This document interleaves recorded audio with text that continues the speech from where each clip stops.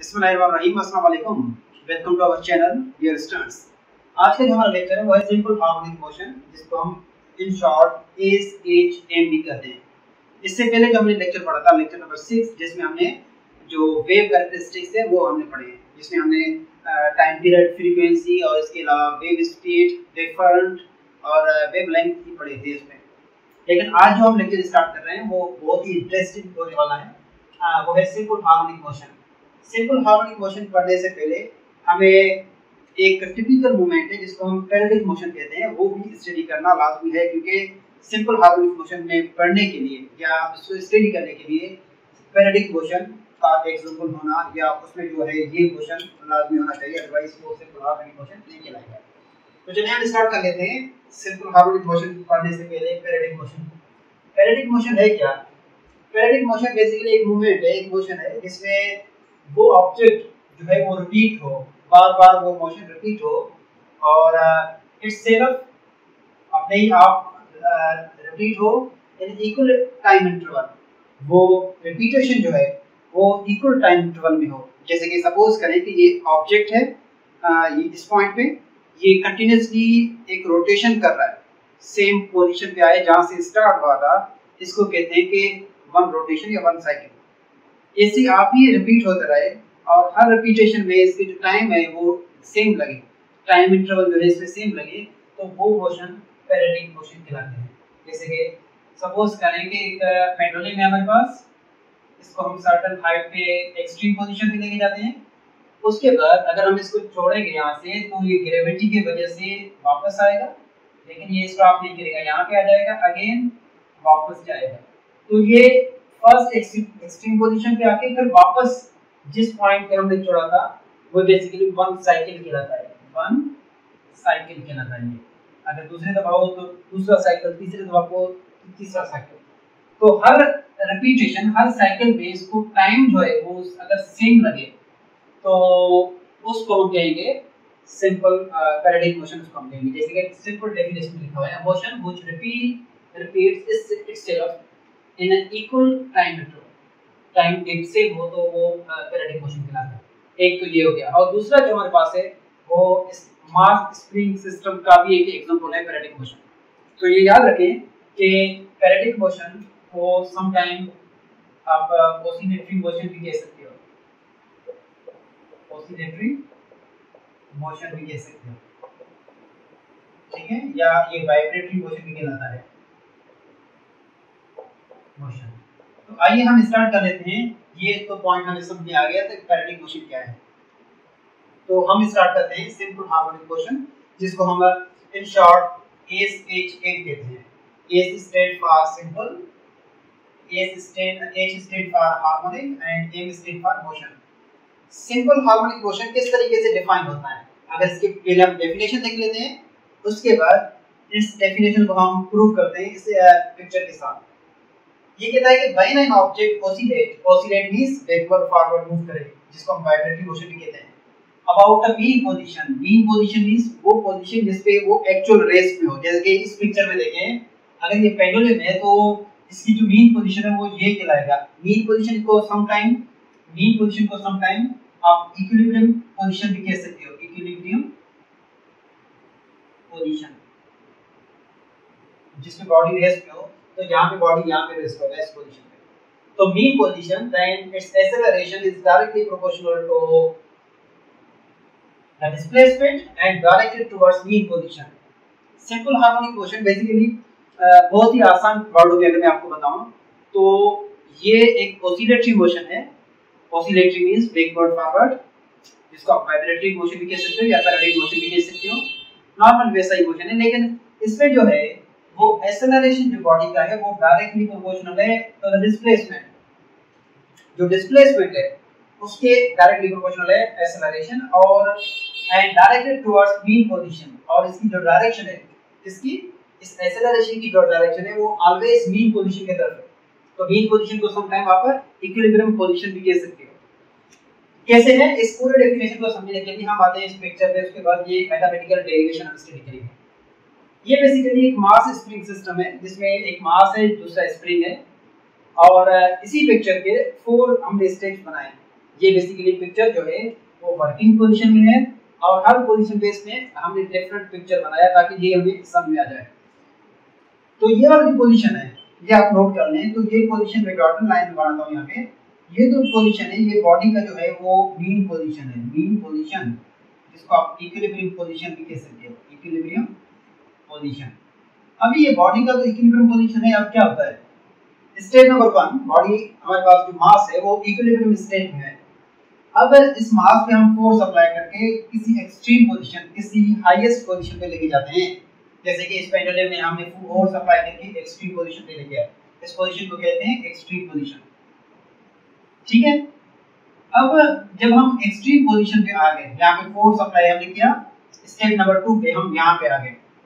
ये x axis displacement cover कर रहा है, ठीक है, एक्स एक्सिस जिसको हमने पहले ही पढ़ा था डिस्प्लेसमेंट, वो कवर कर रहा है। उसके बाद जब हम यहाँ से फोर्स जीरो करेंगे, क्योंकि यहाँ पे हम फोर्स अप्लाई करते हैं तो स्प्रिंग जो है वो कंटिन्यूअसली एक्सटेंड हो रहा है और बॉडी जो है वो अपने मीन पोजीशन से अवे मूव कर रहा है। तो जैसे ही हम फोर्स को जीरो करें स्टेप नंबर 2 में, तो ये बॉडी जो है वो डायरेक्टली वापस आएगा। दैट मींस कि इसकी जो एक्सेलरेशन की डायरेक्शन है वो किस तरफ होगा, मीन पोजीशन की तरफ होगा। लेकिन ये बॉडी यहाँ पे स्टॉप नहीं करेगा, ये डायरेक्टली प्रेस हो जाएगा। अब ये अगेन एक्स डिस्प्लेसमेंट कवर करेगा, अब कंप्रेस हो जाएगा ये स्प्रिंग। एक्चुअली होता क्या है, जब इस ऑब्जेक्ट को, इस मास को आप फोर्स अप्लाई करके अपने मीन पोजीशन से दूर लेके जाते हैं तो इस स्प्रिंग के अंदर एक रिस्टोरिंग फोर्स स्टोर होता रहता है। जैसे ही आप फोर्स अपना जीरो करते हैं तो वो रिस्टोरिंग फोर्स जो होता है स्प्रिंग के अंदर, वो उस मास को वापस खींचता है अपने मीन पोजीशन की तरफ। लेकिन जाहिर सी बात है, ये हमारे पास मास है तो हमने एक टॉपिक पढ़ा था इनर्शिया का। तो ये बॉडी जो है वो अपनी स्टेट ऑफ मोशन बरकरार रखते हुए कंप्रेस हो जाता है, ठीक है, इस पोजीशन पे आ जाता है। अगेन जब यहाँ पे आता है स्टिल ये बॉडी यहाँ पे नहीं रुकेगा, यहाँ से वापस जाएगा। जैसे कि इस मास को हमने यहाँ से जोड़ा था, ये तो ये मीन पोजीशन क्रॉस करके अगेन एक्सट्रीम पोजीशन पे आ गया। जब ये एक्सट्रीम पोजीशन पे आया तो ये यहाँ पे अगेन स्टॉप नहीं करेगा बल्कि यहाँ से वापस रिवर्स होएगा।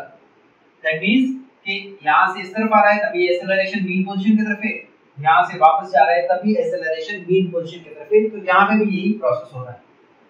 अब यहाँ पे एक और एक्सपेरिमेंट कर लेते हैं, वो ये है कि जितना आप इस मास को ज्यादा खींचेंगे उतना ये तेजी से मूवमेंट होगा इसकी towards mean position. Just like एक स्प्रिंग उठाएं या एक रबड़ उठाएं, ठीक है।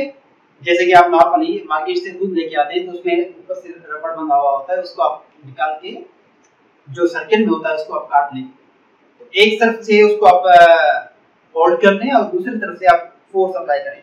पहले उसको आप थोड़ा फोर्स अप्लाई करें, जैसे ही आप थोड़ा फोर्स अप्लाई करके छोड़ देंगे तो वो जैसे ही आपके हाथ में लगेगा तो दर्द फील होगा, पेन फील होगा, लेकिन वो कम होगा। नेक्स्ट एक्सपेरिमेंट में उसी स्प्रिंग को जैसे पहले खींचा था उससे ज्यादा खींचें, उसके बाद छोड़ दें तो वो वापस जाके ज्यादा हिट होगा आपके हाथ में और पेन ज्यादा फील होगा। दैट मींस कि आप जितना डिस्प्लेसमेंट इंक्रीज कर रहे हैं उतनी ही तेजी से वो वापस रिवर्स होता है एक्सेलरेशन। तो इसका मतलब ये है कि जो आपका एक्सेलरेशन है वो डायरेक्टली प्रोपोर्शनल है डिस्प्लेसमेंट के। ए स्टैंड फॉर एक्सेलरेशन और ये जो एक्सेलरेशन है ये बेसिकली डायरेक्टली प्रोपोर्शनल है किसके, डिस्प्लेसमेंट के। इसको मैं फुल फॉर्म में लिख देता हूँ, डिस्प्लेसमेंट के। लेकिन यहाँ पे हम माइनस साइन देते हैं। माइनस साइन इसलिए देते हैं क्योंकि यहाँ पे जो बॉडी का जो एक्सेलरेशन है वो हमेशा कोशिश करता है कि वो मीन पोजीशन की तरफ ले जाए in the state of equilibrium state balance करने के लिए। तो यहाँ पे भी आप ऑब्जेक्ट को एक्सट्रीम पोजीशन पे लेके जाते हैं तो वापस मीन पोजीशन की तरफ एक्सेलरेशन होता है। Same way in same way यहाँ पे जैसे आप मास जो है वो कंप्रेस हो जाता है, एक्सट्रीम पोजीशन पे आता है तो रिवर्स गिर जाता है। तो ये भी कोशिश करता है कि मीन पोजीशन की तरफ स्टॉप करे। तो एक्सेलरेशन की डायरेक्शन हमेशा किसकी तरफ है, मीन पोजीशन की तरफ है। तो यहाँ पे इस वजह से नेगेटिव साइन आएगा।